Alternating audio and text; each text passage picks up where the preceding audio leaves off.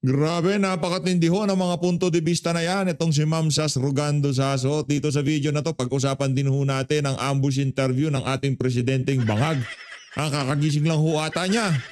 At base ho dito sa ating nakitang interview na to, tila bagang wala pa ho siya sa wisyo kung ano sasabihin niya sa media. Pero bago yan, isang like at isang subscribe, masaya na ho tayo dyan. Sa mga gusto sumali sa ating community, yung join button nandyan lang ho sa baba. Ayun na nga, wala na ho maraming intro-intro pagkatapos ho ito ng pakikipagpulong niya dyan sa MDRRMC. Eto mga kababayan, pakinggan ho natin ang ambush interview ng ating presidenteng bangag. We just kakatapos lang ng briefing Nako. ng ating NDRMC tungkol unang-una sa response natin sa Typhoon Tino. Mabigat talaga ang Mabigat. pagkatama sa Heavy. Cebu. Actually, Region 6, 7, 8, Mimaropa, umabot sa Negros Island Region. Heavy. Dahil tumawid ang Tino and the damage is heavy. And so Heavy, pare, heavy. We are doing our usual relief. Yung ano mo dyan, yung tama nitong si Tino, parang yung tama mo lang sa pulburon, heavy, di ba? Pambira talaga tong presidente na to.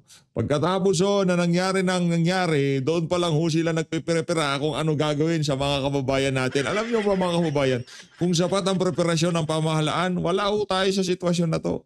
Kung nakahanda na, yung naka-preposition na, kung tawagin yung mga relief goods, yung tulong ng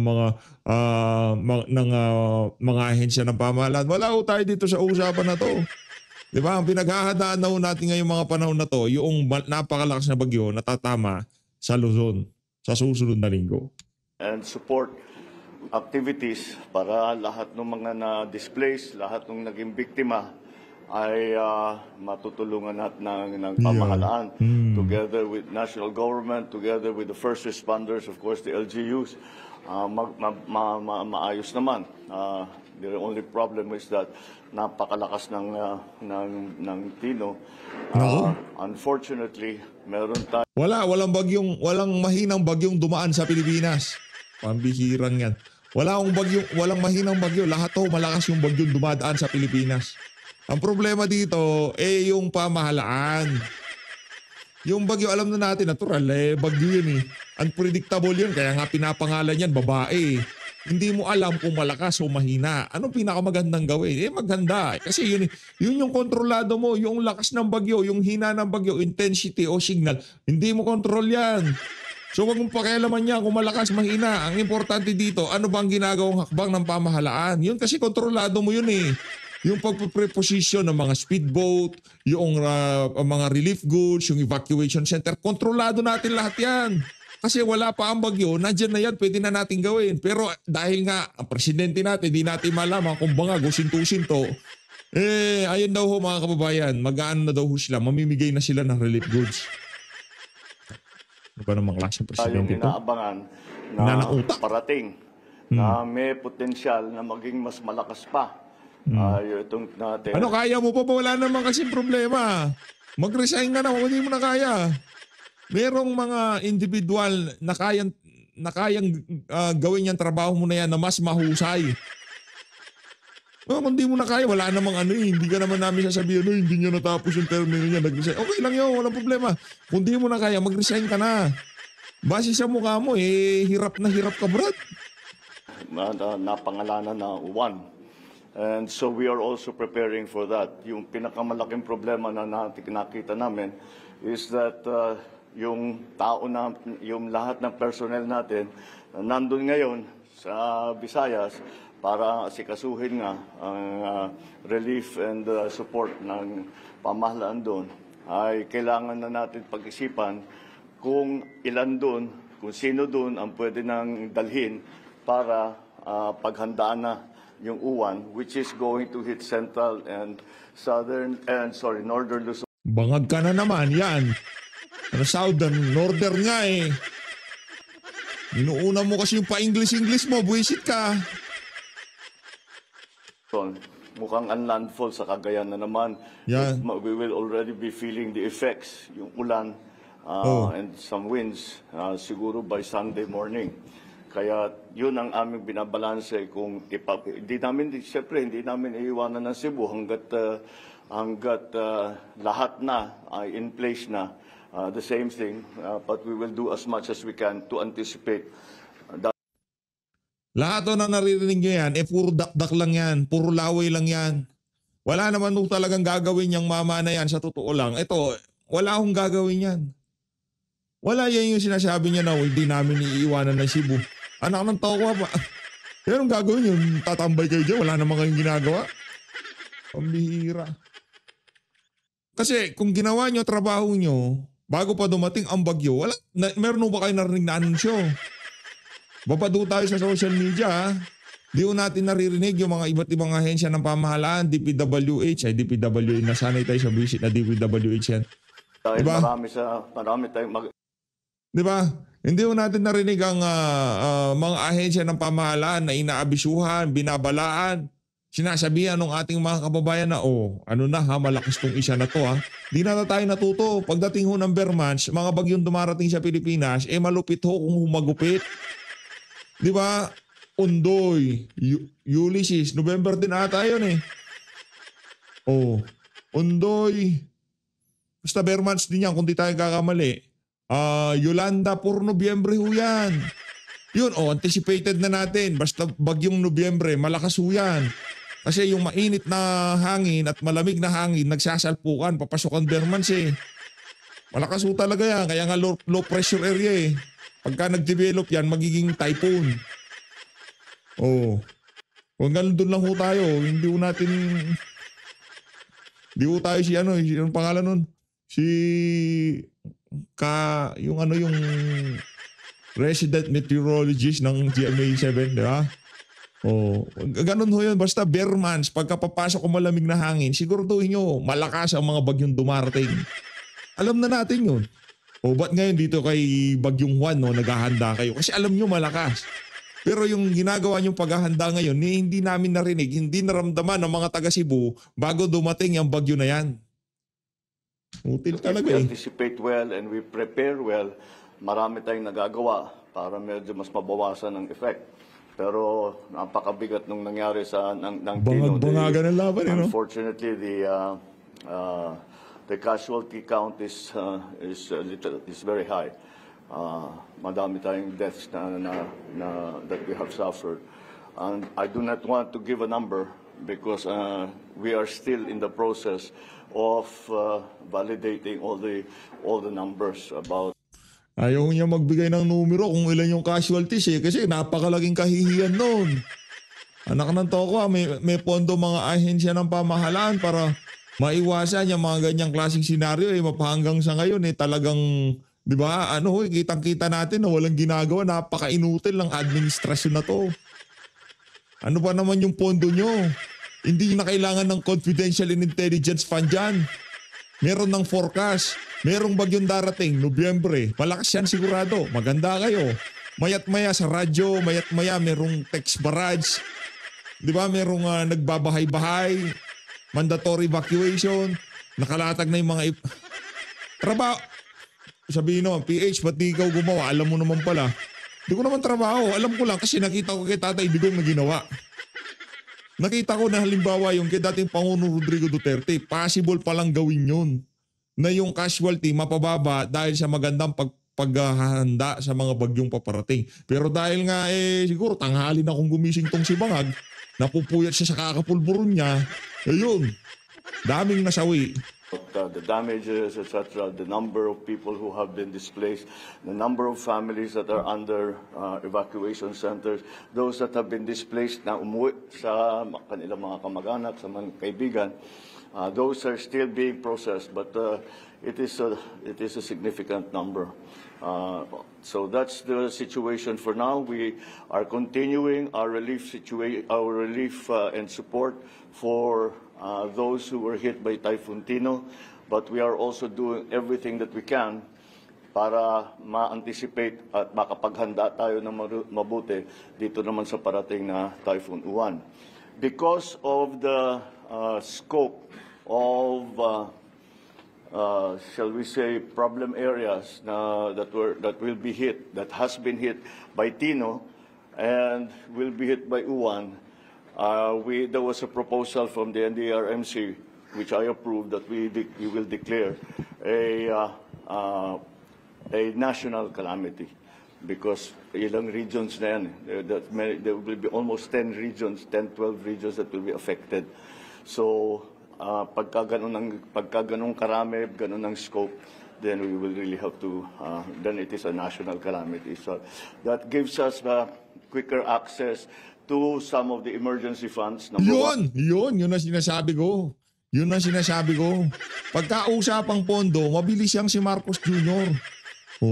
States of calamity kayo para mabilis natin ma-access yung pondo. Yung pondo, itago nyo na. Pambihira, nanakawin na naman yan. Basta pondo usapan, anak ng toka sigurado, mabilis pa sa alas 4. Siya ang nag-a-anunsyo. Secondly, mapapabilis ang ating procurement. Yan, procurement. Procurement. Yan yung mga gusto niya salita eh. Yung mga pondo, di ba? Yung paglabas ng pondo, procurement. Yan ang malupit.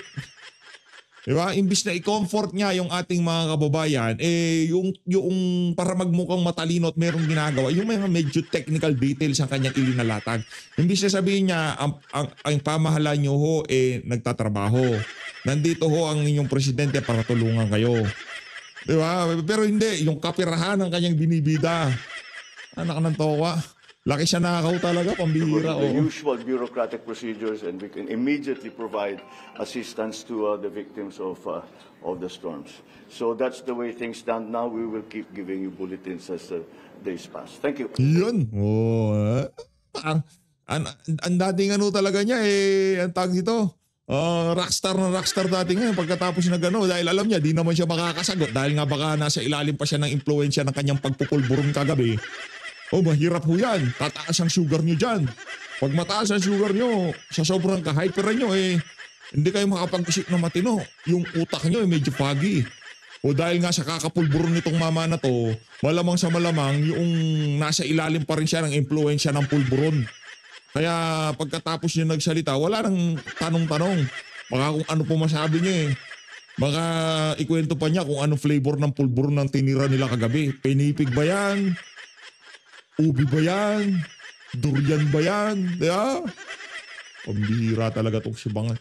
Dito na nga ako tayo kay na Ma'am Sas Rugando Sasot. Buti pa to talagang mabibigat kung bumalagbag. Ito pakinggan ho natin mga kababayan. Matagal na ho natin di na bibisita tong channel nitong si Ma'am Joey. No? Papasyalan ho natin ngayon. Pasadaan ho natin itong malo yun. No? Nangyari kay Ma'am Joey, ba't para atang pumayat siya, no? Pumayat siya ngayon, no? Nangayaya si Ma'am Joey, Payat na siya ngayon. Payatot na, dito na lang. Yan, okay na ho yan. Rekta na ho tayo dito kaya na palakpakan ho muna natin itong si Ma'am Sas Rugando Sasot, tsaka itong si Ma'am Joey, yun. Game. Wala kang charge? Ano na siya, hindi na siya, what's this? Can you hear me, mga bakla? Yes, narinig ka namin. Loud and clear. Sinabi ko lang bakla, sumagot naman si Mami Laika. Present daw.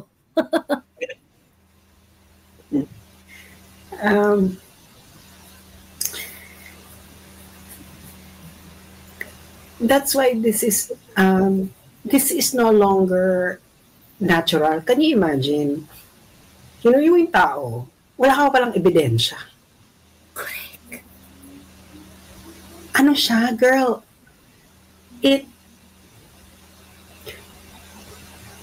Thank you kay Joey, no, na in-echo niya uli yung, kasi paulit-ulit ko sinasabi yan before na kaya nakakulong si PRRD sa ICC kasi binoto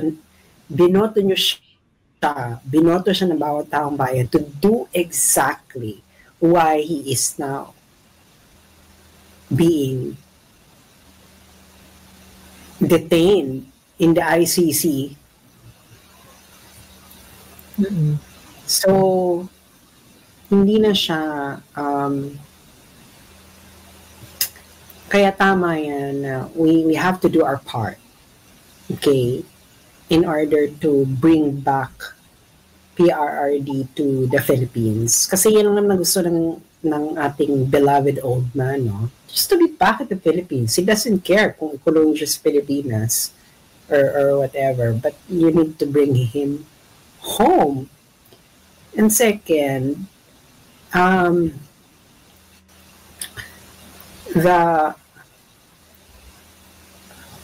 really think kaya nagkakaletse-letse ngayon yung Marcos administration because of this. Diba bumagsak ang tourism? Like, my God, it's collapsing before our eyes. Nako, yun na. Kakaiba. What do you think, Mami Laika, diba? Kakaiba ngayon sa kahit anong aspeto, Sas. Iyan, isa pa yan, tourism. Congratulate mo pala si Mami Laika kasi 1M na daw yung paper loss niya sa PSE. Nako po. 1M na daw yung loss niya sa PS. Ouch. Congratulations, palakpakan nun natin. Yan si Mami Laika. Wish mo ka talaga. 1M, tapos hindi mo ako binibigyan ng abuloy. May Nako. 1M ka pala. Ako po. Loss nga eh. Bigyan niyo ako ng abuloy, kakaaraw ng patay, hindi niyo man lang ako naalala. Ako sa Pasko ako. Aalalahanin kita, Ma'am Sastro Gando Saso. Ay, ako naalala kita. Buti si Joey, naalala niya ako nung araw ng patay, nagbigay siya ng abuloy. Kayo, hindi kayo Ipa-plus ko yung number dito ni Ma'am Sastrugando Sasot yung numero niya para makapag-abuloy ho kayo sa kanya. Teka lang. Ilagay ko ho siya para at least makita ng mga kababayan natin. Sa mga gusto magpadala ng abuloy, wag na ho kayo magpakulay kay PH Update. Rekta na ho kayo kay Ma'am Sastrugando Sasot. Ayan o. Ayan o ang numero niya. Ayan o. Tuloy ho natin. nagbibigay. Ayan ang numero. My God. Kayo na ang bahala dyan. Respeto naman sa patay. Magbigay na kayo ng abuloy sa patay. Anyway, so, ano talaga siya? So, stuck. Can you imagine the Philippines is not in a, there's no war on drugs. That the Philippines is being criticized for in international media almost every day. There's no pandemic. What else? There is absolutely nothing that could go wrong in the Philippines, given its current condition. The only thing that's wrong right now is the admin itself. Hirap, Alam mo no? yon, yung kasi parang nung panahon ni Gloria, no?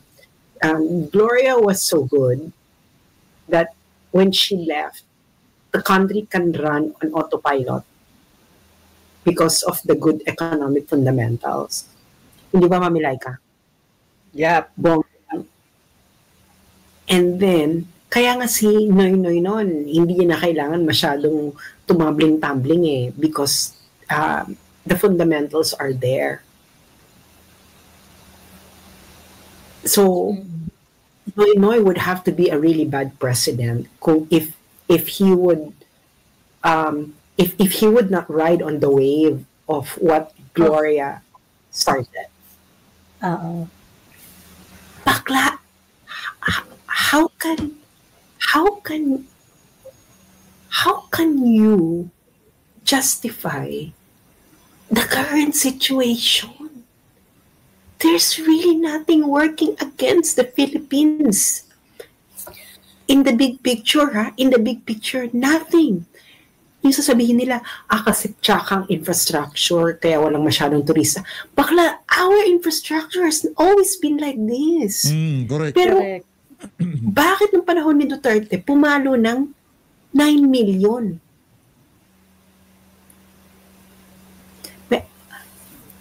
Tapos ngayon,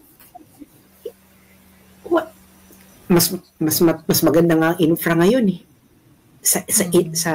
Sa tourism compared before. Mas maganda ngayon. Correct.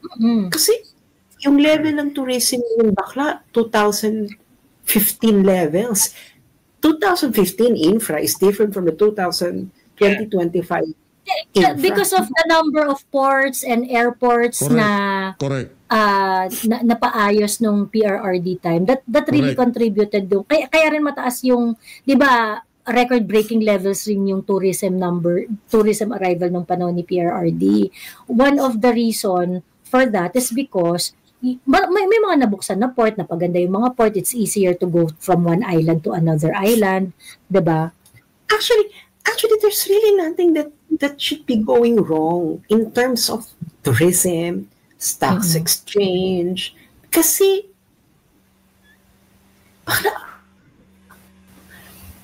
in fairness kay Pinoy, he didn't fuck up the economy of the Philippines. It was okay, Pataas nga yung trajectory eh. Alam mo yun, umaano nga yung trajectory ng Pilipinas eh.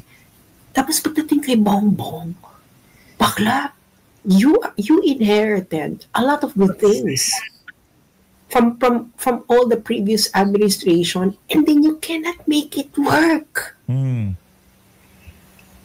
Paano naman inuuna pa yung politika?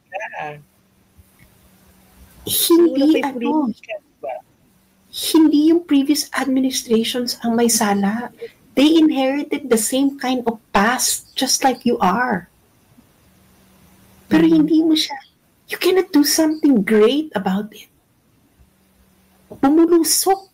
Bakla, ngayon lang ako nakakita ng balita na the Philippine Stock Exchange is the worst performer in the world.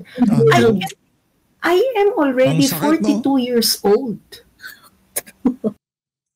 Pero mukhang 30 lang yan si Ma'am Sas Rogando Saso to kasi slim-slim siya eh. No? Payat kasi, pagkapayat ka, medyo bata ka tingnan. Kala ko nasa 30, 35, 30, ganun edad pa lang yun.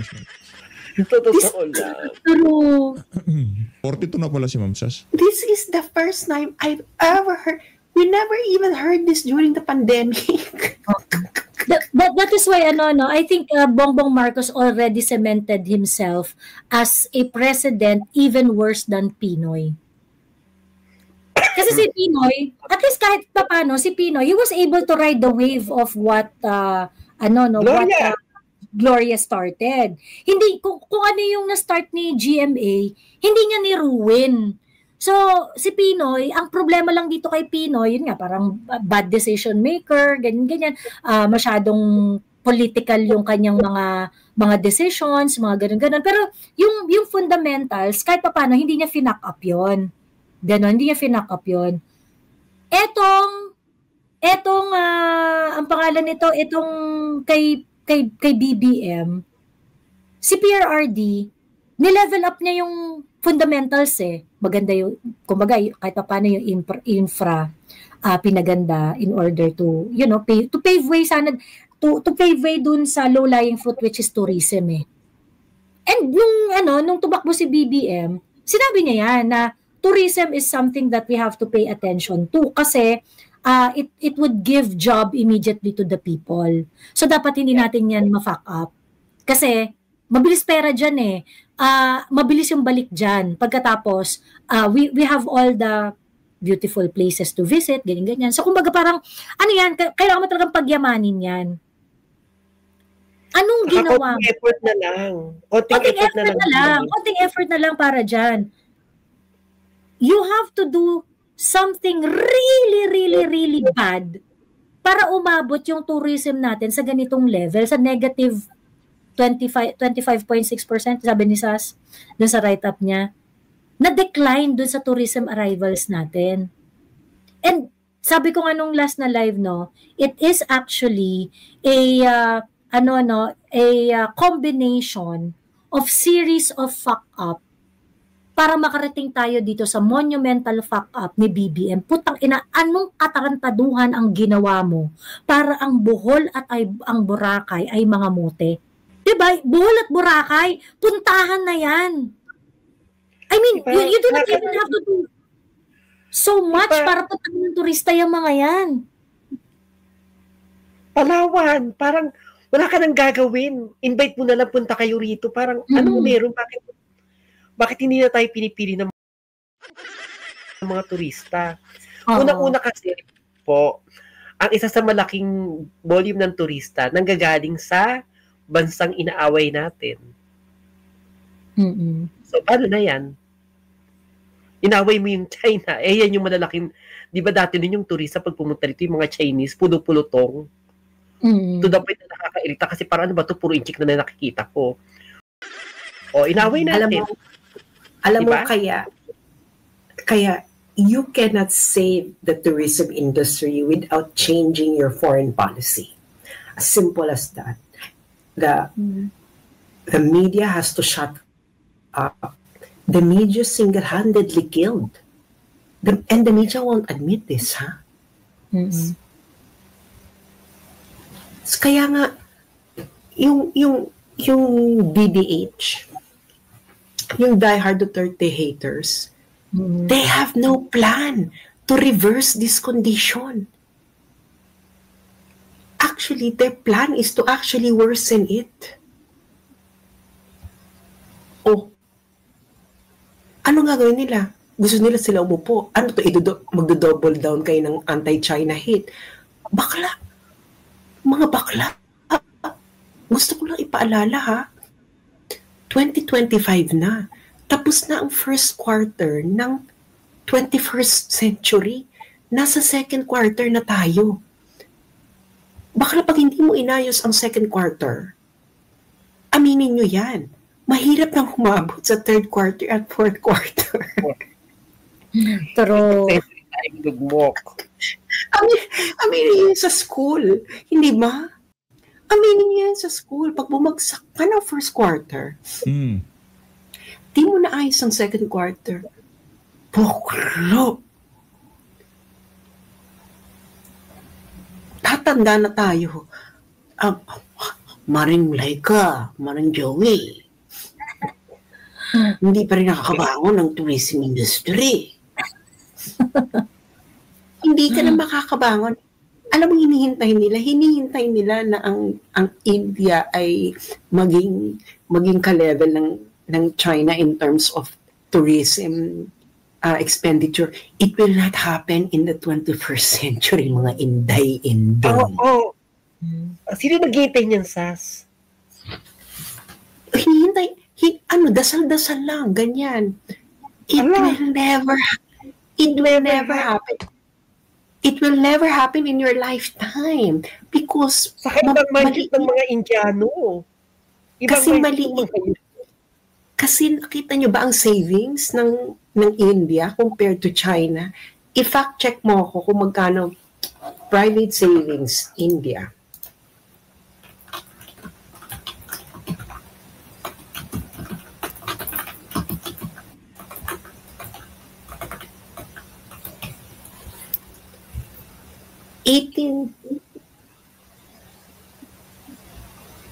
Ano lang siya, girl? 18.1% of GDP. Maliit yan for one point, very big, 1.7 billion. billion population. Oo. Kasi ang China nasa 43.24%. So it's twice. Ano pa lang to, ngayon pa lang to, ha. Hindi pa umaariba yung AI something. Kaya nga naluloka ang West kasi bakla tumataas ang private savings sa China. Ibig sabihin nag-iimpok yung mga tao. So ibig sabihin the Chinese population has the most disposable income for decades to come. At yung mga Chinese na yan, mas gugustuhin nilang gastusin ang pera nila sa travel. You know, Mm-mm. kasi yung mga magulang ng mga yan, yung mga parents ng mga yan, hindi nakapag-travel noon. Lalo na yung pag umariba na yung mga pag umangat na yung rural areas ng China, yung mga nasa rural. Kasi lalo na yan, hindi iyan talaga ang takam na mag-travel outside China, no. So wala na. Wala na there is nowhere in the world that you can get tourists. Nowhere. Yang kung hihintayin nyo yung India, ay baka lang next incarnation pwede. Pero it's not possible in your lifetime, no?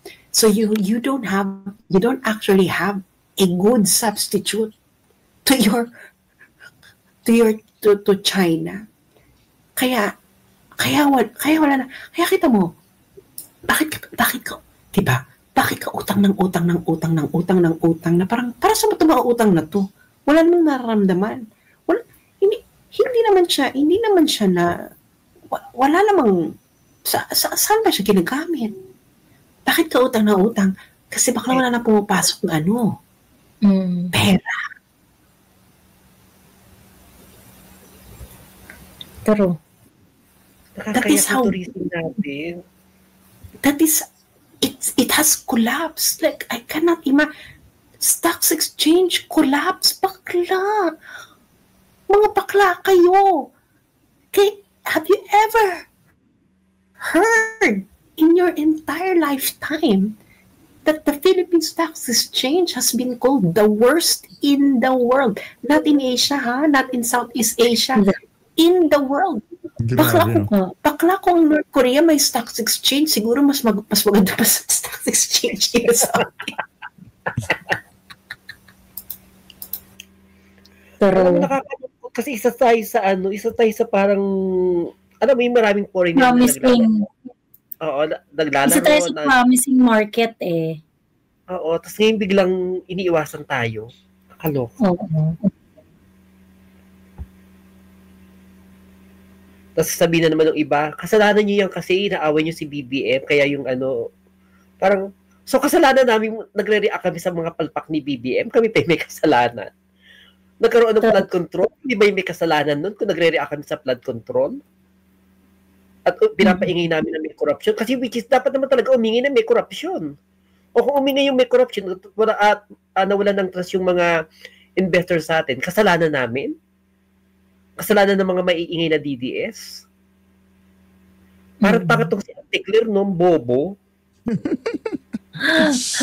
Ano talaga, wala na akong energy dito kay Auntie Claire eh. Ano na talaga to eh, yung parang, yung yung may kalyo na sa mukha. Ganon, yung hindi talaga niya na nararamdaman yung na yan, sold na yan si sold na yan si Auntie Claire. Alam niya na yung consequences alam niya na yung mangyayari sa kanya after this. Kaya I don't think makikita pa natin sa Pilipinas yan pagka wala na si BBM sa pwesto. Maninirahan na yan sa ibang bansa. Malamang. Ganon. Iba na yung niya, iba na yung yung parang pinipili niya talagang maging tanga. Oo, Pinipili grabe na niya maging tanga. Yung parang okay na yung economy natin, parang putang ina mo talaga ba? Ayan na nga, maglalabasan na saka nakikita mo na. Tapos anong okay sa economy? Oo. Parang puto ka. Ano sinasabi mo okay economy? Bagsak ang tourism, bagsak ang PSE, bagsak ang foreign investment, di ba? Ang taas ng dollar, ang taas ng Ang taas peso. ng dollars, di ba? Parang ano sinasabi mo okay tayo? Di tayo okay. Diyos ko. Actually, sa totoo lang, I don't know, pero pansin ninyo, yung, November na, di ba? Usually, pag ganitong time, talagang immediately after ng Halloween, talagang yung kilig ng Pasko, ramdam na ramdam mo na sa hangin eh, di ba? Correct. Pero ngayon talagang Papasok sa pamilyang ito. oo. Wala magpapasok sa pamilyang ito hanggat hindi umuwi si PRRD. Ayan. So, nakakadiri talaga. Okay pa rin ba mag-invest sa MP2 ng Pag-ibig? Basta kunin mo kapag ka Kunin mo kapag ka ano, hindi sa BBM yung presidente. Magbibigay ka ng panahon na wala na siya sa pwesto. Ayun. Yung kakasahod lang, sakto lang pambayad sa utang. Ito yung feeling ngayon, sabi ni The Great Explorer. Ginawa mo lahat para sa amin, Tay. Di, kahit mapahamak ka, kaya kami naman, Tay, gagawin namin lahat para makauwi ka. Kami naman, Tay, sabi ni Lenny. Ayan. Correct, ayun. So let's do it, ano? Paingayin natin, baka mag-TikTok uli ako. Gawin kong content. Oo, please. Oo, please. Anong tawag dito? Sa ngayon kasi, ang kick-off niya is going to happen on November 23. And after November 23, I hope every day na lahat ng Duterte supporters sa buong Pilipinas, no, at sa buong mundo, kung nandiyan kayo sa Amerika, you conduct your signature campaign also. Yan. Ang importante dyan is that when you do the signature campaign, kailangan yung i-live stream. Kailangan yung i-live stream or i-video ninyo, then i-upload it later para makita kung sino yung pumirma. Habang pumipirma, you ask the people who are writing it na basahin yung letter, i-explain nyo ng mabuti. Yun yung mga kailangan, ano? Kasi it's going to be part of the verification process na legit talaga yung taong pumirma doon sa campaign na yun. Ganon. So, importante yan. Kailangan merong video coverage yung pirma. And also, ang isa pang aspect nun is kung gusto nyo mag-iwan ng message for PRRD, alam niyo sa totoo lang hindi kayang gawin ng yellow at saka mga pinks ito eh. Yung pipirma for a certain cause, mag-iiwan ng message for PRRD. Kasi naka-live stream, di ba? Or naka-video. Mag-iwan kayo ng message for PRRD. You leave a message expecting that the entire world is going to see it. Ganyan. So, iparamdam ninyo sa buong mundo kung bakit kayo pipirma at bakit kayo makikiisa at bakit gusto ninyong pauwiin si PRRD. Ayun. Joey, signature campaign. Ayun na nga mga kababayan, dito na natatapusin ang ating reaction video. Maraming salamat po sa pag-support sa Page Update. Mag-ingat po kayong lahat.